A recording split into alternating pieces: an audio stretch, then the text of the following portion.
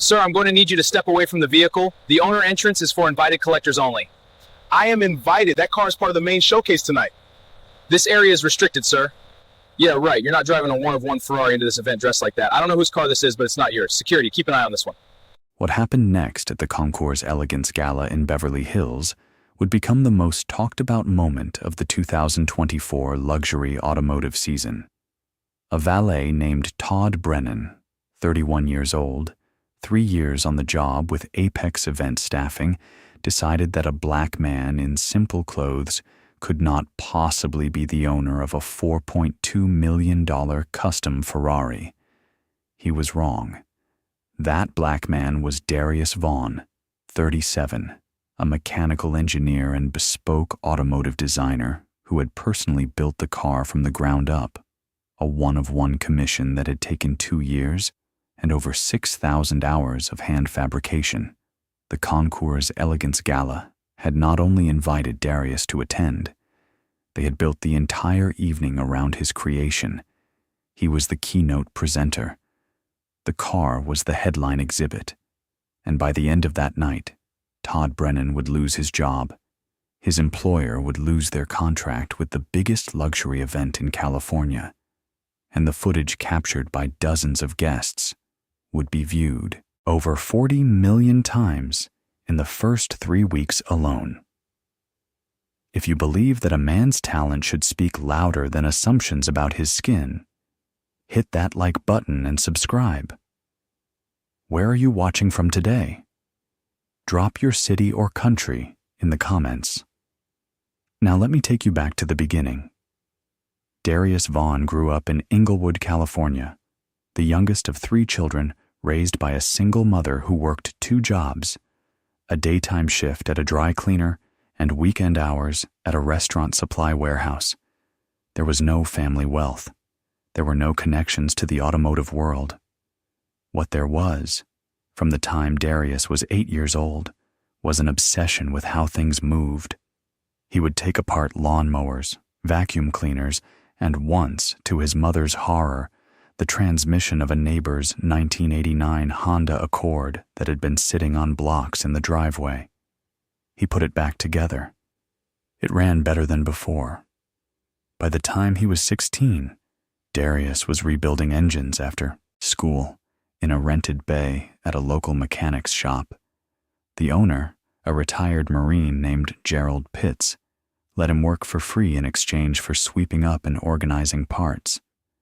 Gerald saw something in Darius that no guidance counselor or teacher had bothered to notice, an intuitive understanding of mechanical systems that went beyond textbook knowledge. He wrote a recommendation letter that helped Darius win a full scholarship to the Georgia Institute of Technology, where he graduated summa cum laude with a degree in mechanical engineering with a specialization in advanced materials and propulsion systems. After college, Darius spent 6 years at a major automotive firm in Detroit, working on powertrain optimization. He was good at the job. He was also invisible.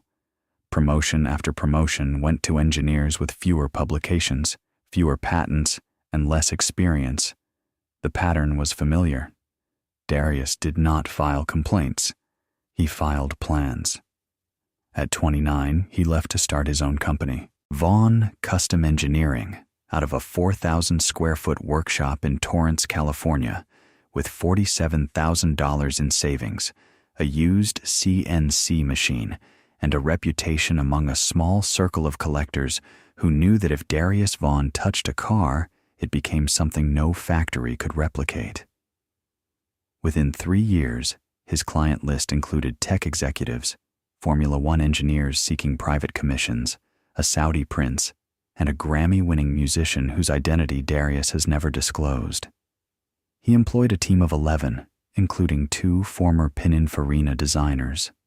His specialty was what the industry calls coach building, taking a donor chassis from a manufacturer like Ferrari, McLaren, or Porsche, and rebuilding the body, interior, and performance systems into something entirely unique. Not a modification, a reinvention. Every panel shaped by hand, every system calibrated by Darius personally. The car at the center of this story, the one that would cause all the trouble at the Beverly Hills Gala, was a project Darius had been working on for 24 months. The client was a private collector based in Monaco, who had commissioned a one-of-one build on a Ferrari 812 Competizione chassis. The specifications were extraordinary. A hand-formed carbon fiber body designed entirely by Darius, a naturally aspirated V12 engine that Darius had blueprinted and tuned to produce 870 horsepower, a bespoke interior featuring hand-stitched leather sourced from a single tannery in Tuscany, and a proprietary electronic control system that Darius had coded himself. That control system included a biometric security protocol. The car could only be started and driven by individuals whose fingerprint and palm vein patterns had been registered in the onboard computer. It was not a gimmick. It was a $4.2 million piece of rolling art, and its security matched its value. The Concours Elegance Gala is one of the most exclusive automotive events on the West Coast. Held annually at the Beverly Hills Hotel, it draws collectors, designers, auction houses, and automotive journalists from around the world. Attendance is by invitation only. The 2024 edition had 340 confirmed guests, a $2,500 per plate dinner, and a headline exhibit. A single car that would be revealed on stage during the evening's keynote presentation. That car was Darius Vaughn's one-of-one Ferrari. The event organizers had been in discussions with Darius for 5 months. They had flown to his Torrance workshop 3 times. They had photographed the car under controlled conditions for the printed program. The gala's marketing materials featured the car prominently, describing it as perhaps the most significant coach-built Ferrari of the last decade. Darius was listed by name in the program as the evening's featured presenter. Now let's talk about Todd Brennan. Todd was 31 years old, employed by Apex Event Staffing, a company that provided valets, doormen, and parking attendants for high-end events across Los Angeles. He had been with the company for 3 years and had worked over 100 events. His file at Apex contained 4 prior complaints. 2 were from guests at a charity auction in Bel Air, who reported that the valet had questioned whether they were at the right event. Both guests were black. A 3rd complaint came from a Middle Eastern businessman at a Malibu fundraiser, who said the valet had asked to see his invitation twice while waving white guests through without checks. A 4th complaint, filed just 6 weeks before the gala, came from a Latina woman at a corporate event in Santa Monica, who said the valet told her the catering entrance is around back when she arrived in her own car. In each case, Apex management had noted the complaint, issued a verbal warning, and taken no further action. Todd Brennan remained on the premium events roster. The evening of the gala was Saturday, October 12th, 2024. Doors opened at 6 p.m. The red carpet arrival was scheduled from 6 to 7:30 p.m., with the main presentation at 8:15 p.m.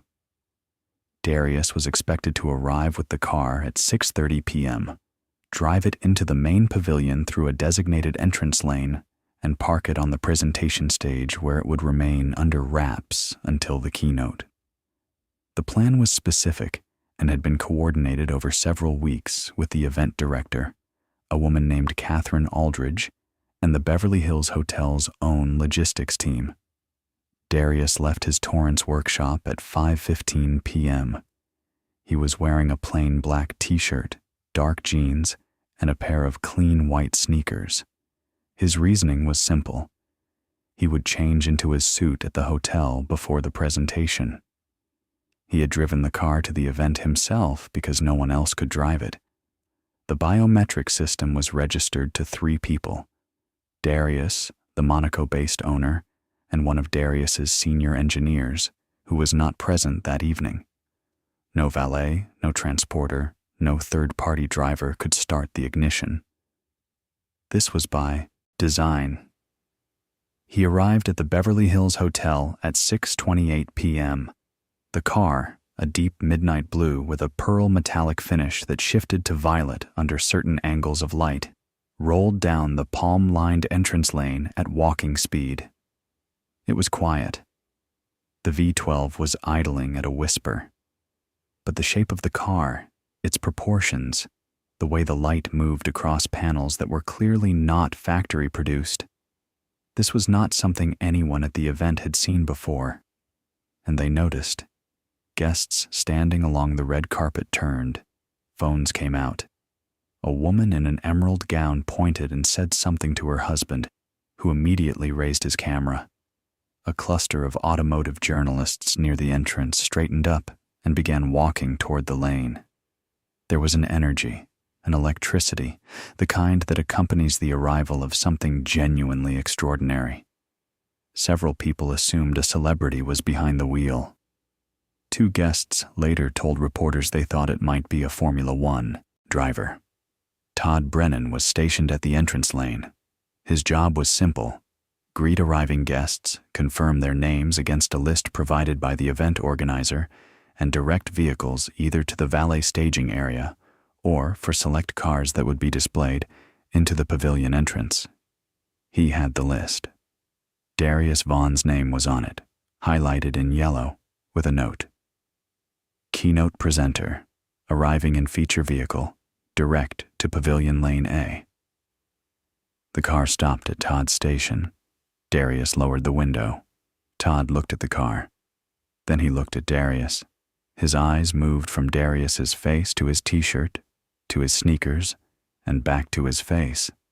The assessment took less than 3 seconds, but every decision that followed was made in that window. "Good evening, sir," Todd said.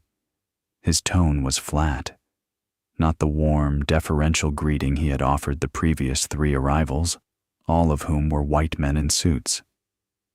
"Can I help you?" "I'm Darius Vaughn. I'm here for the gala. This car is the feature exhibit. I need to get to Pavilion Lane A."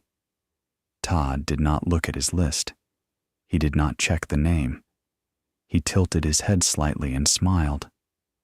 "Sir, the owner entrance is for invited collectors only.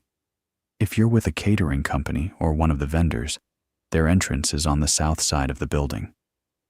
Darius kept his voice steady. "I'm not a vendor. I'm the keynote presenter. My name is on your list. Darius Vaughn. The car I'm sitting in is the one being presented tonight." Todd crossed his arms.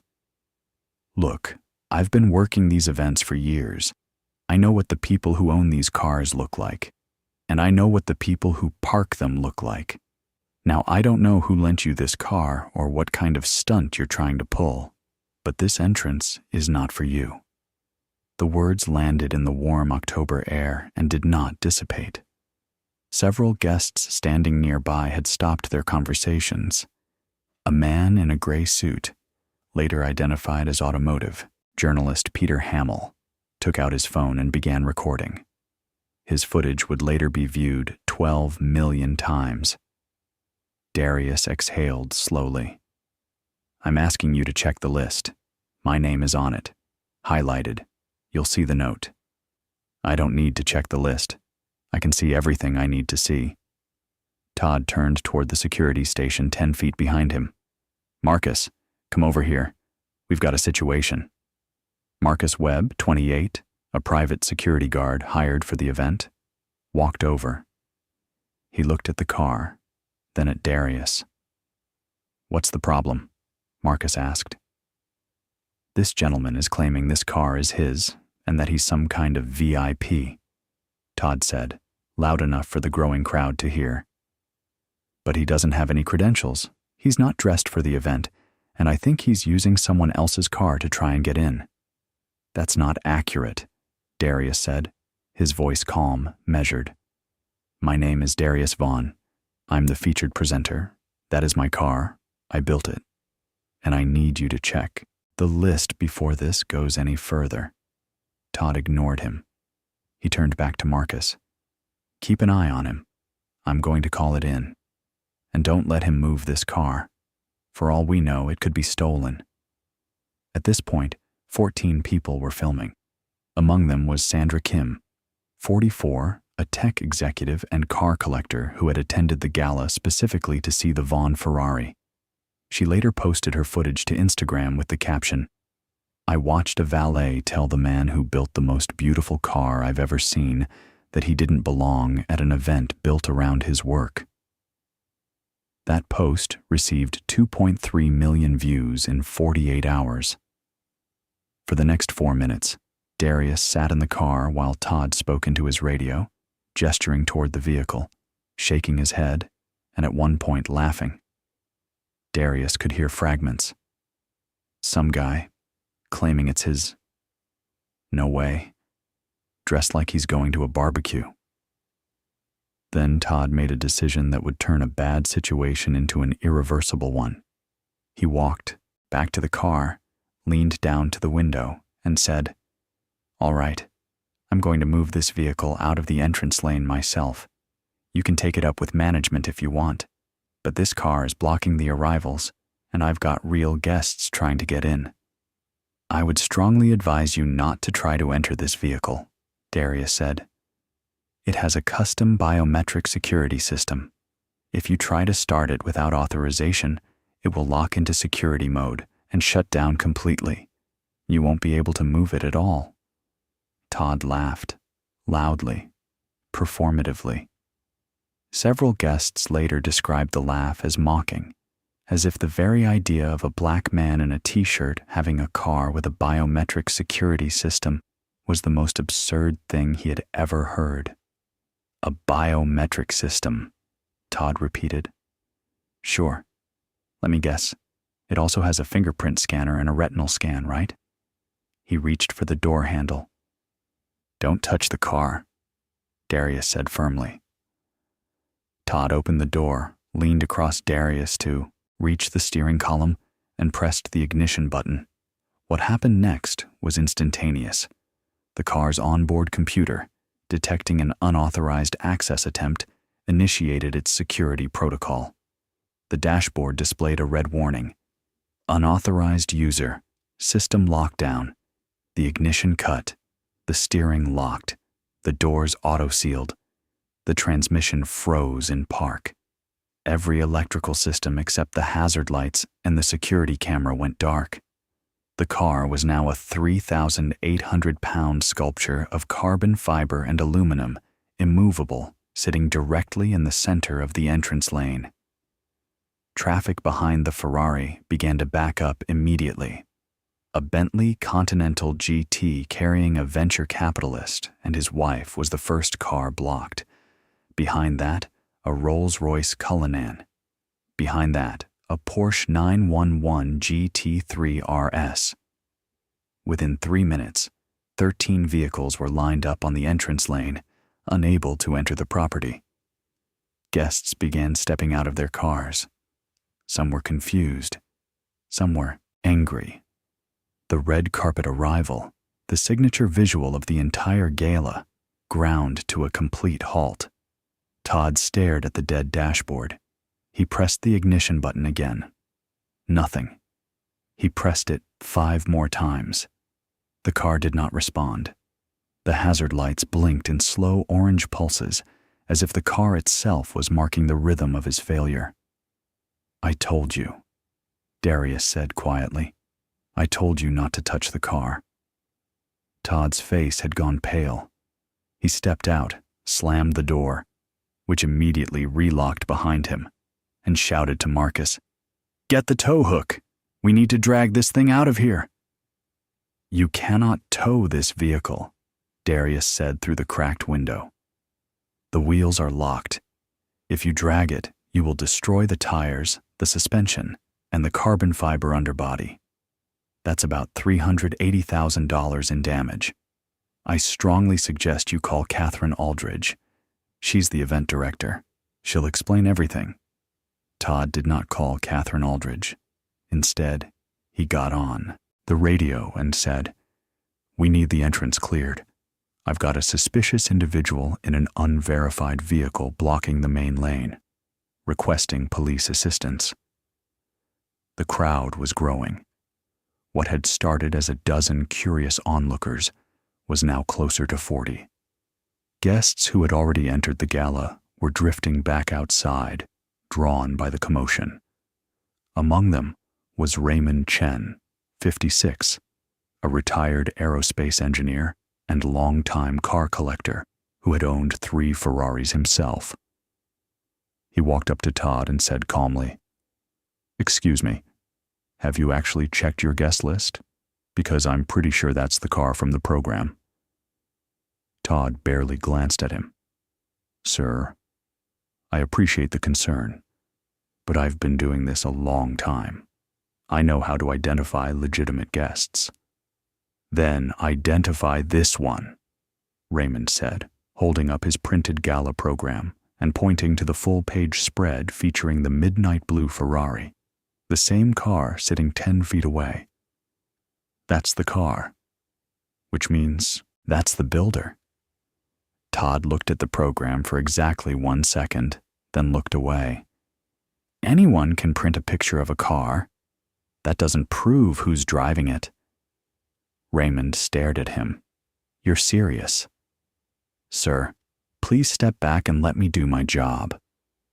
Raymond shook his head, pulled out his phone, and began recording. His video, posted later that evening to his YouTube channel with 180,000 subscribers, would be titled, "I Showed the Valet Proof and He Still Didn't Care," and would accumulate 8.7 million views within a month. Meanwhile, the line of blocked vehicles continued to grow. A woman in a silver Mercedes S-Class, 3 cars back, honked twice.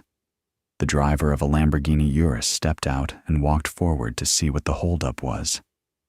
When he learned what was happening, he said, loud enough for several people to hear, "So the valet is the one causing the problem, and the guy who built the car is the one being treated like a criminal. That tracks." Todd heard the comment and his jaw tightened. He walked back to the Ferrari and leaned down to the window one more time. "Last chance, man. Tell me who actually owns this car and where you got it, or I'm filing a stolen vehicle report when the police get here." "The car belongs to a private collector," Darius said. His voice had not risen once, not in volume, not in pitch. "I built it. I am authorized to drive it. My name is on your list. I am asking you one more time to look at the list." "People like you always have a story," Todd said. "Every single time. There's always some excuse, some name to drop, some reason why the rules don't apply. I've seen it 100 times. Darius looked at him. "People like me." "Yeah," Todd said. "People who show up where they don't belong and expect everyone to just take their word for it." Darius said nothing. He did not need to. 23 phones were recording. The words were captured from multiple angles in high definition, with clear audio. They would be transcribed, subtitled, and shared across every major social media platform within hours. Inside the hotel, Catherine Aldridge was already aware something was wrong. Guests arriving through alternative entrances were talking about a commotion outside. At 6:41 p.m., she received a text from Peter Hamill, the journalist, that read, "Catherine, your valet is refusing to let Darius Vaughn in. The feature car is blocking the entrance. It's bad." Catherine ran. She arrived at the entrance lane at 6:44 p.m., still in heels, slightly out of breath, and immediately saw the scene. The midnight blue Ferrari frozen in the center of the lane, Todd standing beside it with his arms crossed, Marcus looking uncomfortable, and a crowd of at least 40 guests lining both sides of the entrance, many of them filming. And there, sitting calmly in the driver's seat of the car he had built with his own hands, was Darius Vaughn. Catherine's face cycled through 3 distinct emotions in rapid succession: confusion, recognition, and fury. The fury was directed entirely at Todd Brennan. "What in the hell is happening here?" she said, her voice cutting through the ambient noise of the crowd. "Ma'am, this individual was trying to—" Todd began. "That individual," Catherine interrupted, pointing at Darius, "is Darius Vaughn. He is the keynote presenter of this evening's gala. That car, the car you apparently decided to climb into and shut down, is the most important vehicle at this entire event. His name is on every piece of literature we printed. His face is in the program that is sitting on every dinner plate inside that ballroom right now. He is the reason half of these people bought tickets." The silence that followed was total. 40-plus guests, all watching, all recording. Todd opened his mouth, closed it, opened it again. I didn't... He wasn't dressed. I thought... You thought what?" Catherine said.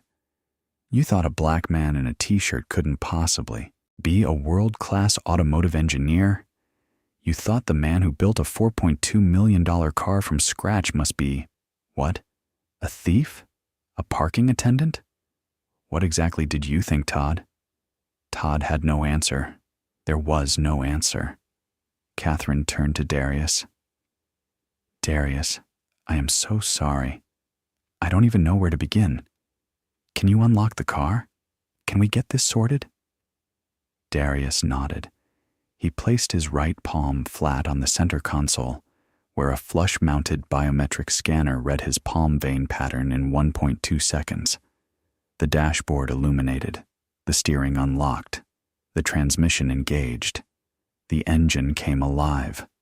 12 cylinders breathing in a low, resonant hum that vibrated through the crowd like a church organ. Without a word, Darius put the car in drive and rolled it slowly forward through the entrance lane, past the backed-up Bentleys and Porsches, past the filming guests, past Catherine, and into the pavilion, where it came to rest on the presentation stage under a single warm spotlight. The crowd outside erupted in applause. Catherine turned back to Todd Brennan. "You're done," she said. "Give me your radio, your badge, and your vest. You are off this property in the next 5 minutes, or I will have hotel security escort you." Todd removed his equipment with shaking hands. He tried once more. "I'm sorry. I really didn't." "The time for apologies was 15 minutes ago, when the man told you his name was on the list, and you chose not to look," Catherine said. "Leave." Todd Brennan walked off the Beverly Hills hotel property at 6:52 p.m. and never worked a luxury event again. At 8:15 p.m., Darius Vaughn walked onto the stage in a tailored charcoal suit, standing next to the car he had built, and delivered a 22-minute presentation to a standing-room-only crowd. He spoke about engineering, about craftsmanship, about the 6,000 hours that went into every curve and every line of the vehicle beside him. He did not mention the incident at the entrance. He did not need to. Everyone in the room already knew. At the end of his presentation, the audience gave him a 4-minute standing ovation. 3 collectors approached him before he left the stage with commission inquiries. One of those commissions, a one-of-one build on a Porsche 918 Spyder chassis, would be valued at $3.8 million. Now let me tell you what happened after that night. Apex Event Staffing terminated Todd Brennan the following Monday, October 14th. The company released a statement calling his behavior inconsistent with our values and our standards of professionalism. Within 48 hours, the Beverly Hills Hotel terminated its contract with Apex entirely. 2 other major hotels in the Los Angeles area, the Peninsula Beverly Hills and the Waldorf Astoria, followed suit within the week, citing concerns about valet training and screening. Apex Event Staffing lost an estimated $1.4 million in annual contracts in the span of 10 days. The footage from the incident was everywhere. Peter Hamill's video, Sandra Kim's Instagram post, and clips from at least 9 other guests combined for over 40 million views in the first 3 weeks. Automotive publications ran the story on their front pages. The headline in Road and Track read, "The man who built the car, they said he couldn't own." Car and Driver published a 4,000-word profile of Darius Vaughn and his workshop. Ferrari's official social media account reposted a photo of the car on stage with a single caption, "Built by hand, built by Darius Vaughn." Darius retained civil rights attorney Monica Reeves, a partner at Reeves & Associates in downtown Los Angeles, and filed a civil lawsuit against Apex Event Staffing. The suit alleged racial discrimination, defamation, and intentional infliction of emotional distress. During discovery, Apex was required to produce Todd Brennan's personnel file, the 4 prior complaints, 2 from black guests, 1 from a Middle Eastern businessman, 1 from a Latina woman, became central to the case. Each complaint had been logged. None had resulted in meaningful disciplinary action. The pattern was clear, documented, and damning. The case was settled out of court in February 2025, 4 months after the incident, for $1.1 million. As part of the settlement, Apex Event Staffing was required to implement mandatory anti-discrimination training for all employees, establish a formal complaint review process with independent oversight, and conduct quarterly audits of guest interactions at all events. 12 employees with documented histories of discriminatory complaints were terminated as part of the internal review. The settlement also required Apex to hire an independent civil rights consulting firm to redesign their hiring and training protocols from the ground up, a process that took 5 months and cost the company an additional $340,000. Marcus Webb, the security guard who had stood by while Todd escalated the situation, was also terminated by his employer, Sentinel Private Security, 3 days after the incident. An internal review found that Marcus had been present during 2 of Todd's previous complaints and had failed to intervene or file supplementary reports. His silence had been part of the pattern.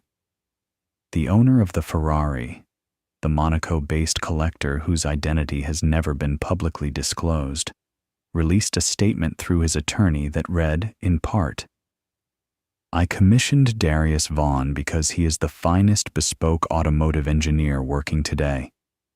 What happened to him at that event was not an isolated failure of one individual. It was a systemic failure of an industry that still judges people by appearance rather than ability. I stand with Darius fully and without reservation." Todd Brennan attempted to find work with 3 other event staffing companies in Los Angeles. All 3 declined after conducting background checks that surfaced the viral footage.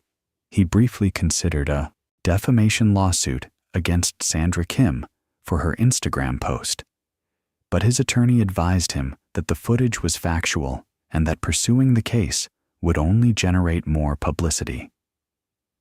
As of early 2025, he was working at a retail auto parts store in Bakersfield, California, earning $16.50 an hour.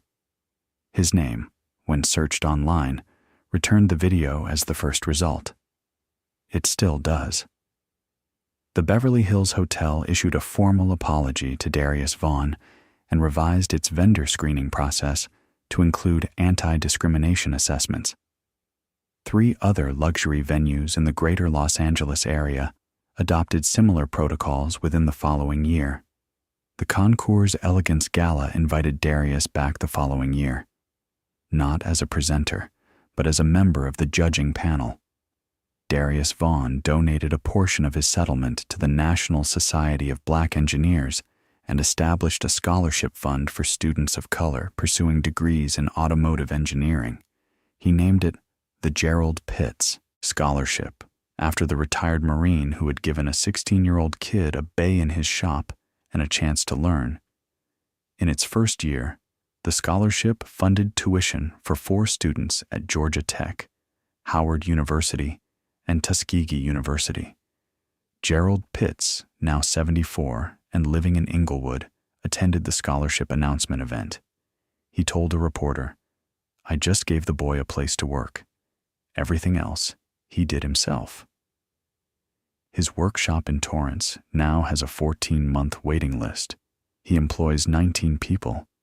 The one-of-one Ferrari that caused all the trouble that October evening was delivered to its owner in Monaco in December 2024, where it is housed in a private climate-controlled gallery alongside works by Jeff Koons and Takashi Murakami. It is insured for $5.6 million. 5 years from now, Darius Vaughn will not remember Todd Brennan's name, but Todd Brennan will remember the night he looked at a man and saw only his skin color, his t-shirt, and his sneakers, and missed everything else. He missed the engineer. He missed the artist. He missed the builder of the most important car at the most important event of the year. He missed the man whose hands had shaped $4.2 million worth of metal and carbon fiber into something that made a room full of the wealthiest collectors in the world stand on their feet and applaud. He saw a black man in a t-shirt and decided that was enough to know. It wasn't. If this story made you think, hit that subscribe button. If you've ever been made to feel like you don't belong somewhere you earned the right to be, share your story in the comments. We read every single one, and we'll keep telling these stories until the assumptions stop. Until then, stay strong, stay proud, and never let anyone tell you that you don't belong.